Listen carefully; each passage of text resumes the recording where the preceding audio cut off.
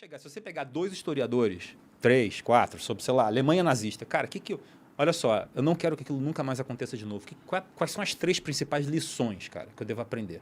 Cara, vão divergir. Sim. Não, entendeu? fato. Entendeu?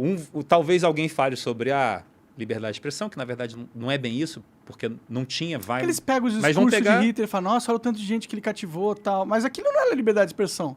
Aquilo era um político muito poderoso. Ele tinha liberdade de expressão, mas a liberdade de expressão que a gente defende pressupõe uma liberdade de expressão integral da sociedade. E foram os nazistas que começaram a queimar livros. Sim. Que é contra a liberdade de expressão. Então, eles acham que liberdade de expressão é tudo que alguém fala. Mas não, é literalmente todo mundo poder falar tudo, na minha opinião. Sim, não, mas é assim...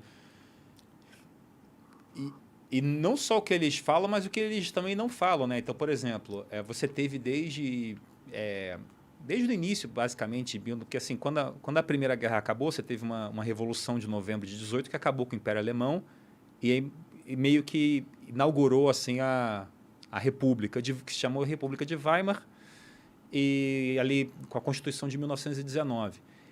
Desde o início, cara, até para aplacar a revolução que ainda estava rolando, briga na rua e tal, não sei o quê, eles usavam grupos paramilitares. Então, a política alemã inteira, de 19 até 33, bom, depois de 33 com certeza, mas assim, até a ascensão do Hitler, foi muita pancadaria, cara. Grupo paramilitar. Então, os próprios camisas marrons, por exemplo, os nazistas mandavam eles para silenciar, na pancada mesmo, outros discursos. Então, o cara ia lá arrumar confusão.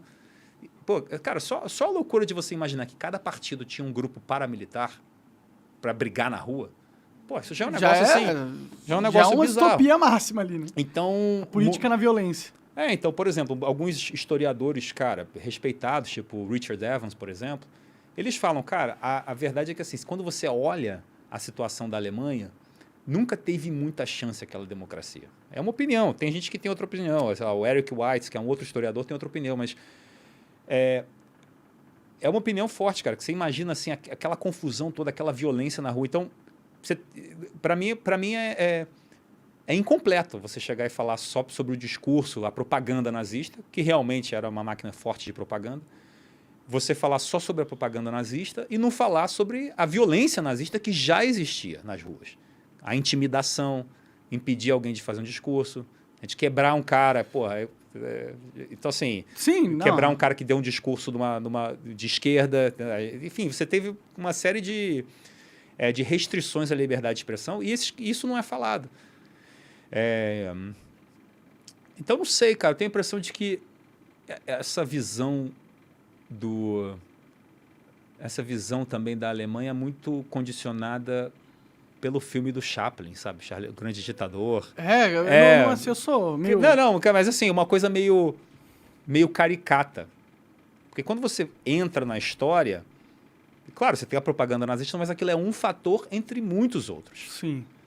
Entendeu? Então... Talvez seja o fator mais midiaticamente óbvio, porque era a propaganda, literalmente, era o que todo mundo via, né? É mais fácil de apontar este erro do que os erros que estão acontecendo na entranha de uma sociedade, que são invisíveis muitas vezes. Sim.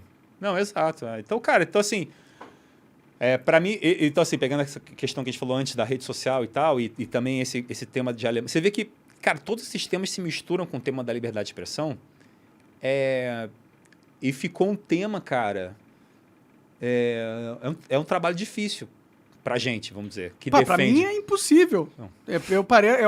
Eu já acho que a gente...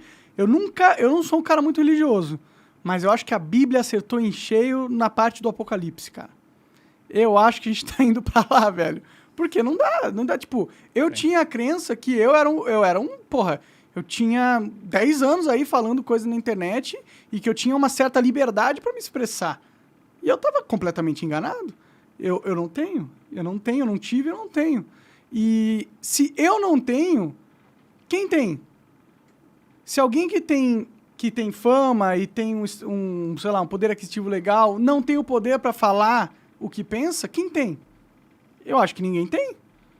Ou quem tem é quem tá invisível, é quem ninguém liga o que fala. Você tem para falar as coisas certas. Sim. Que não é liberdade. Se você só pode falar certas coisas e não tudo, não é liberdade. É um comportamento condicionado. E aí... Você acaba de assistir um corte do Monarch Talks, agradeço demais, mas se você quiser ver o vídeo na íntegra e acompanhar ao vivo todas as transmissões, você tem que ir lá no rumble.com/monarch para não perder nada. Segue a gente lá.